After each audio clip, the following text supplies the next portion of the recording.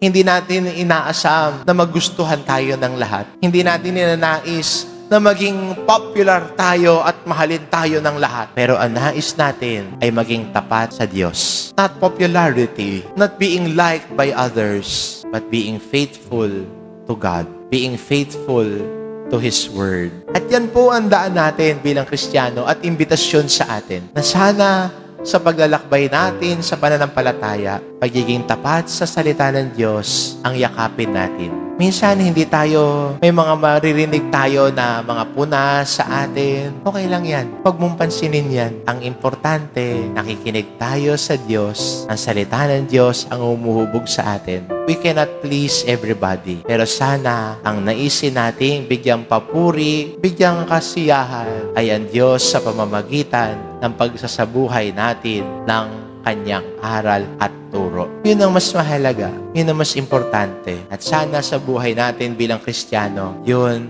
ang bigyang pansin at diin natin sa buhay natin. Ang pagpili sa Diyos, ang pagsabuhay sa Kanyang salita, ang panamumuhay sa katotohanan niya. Amen.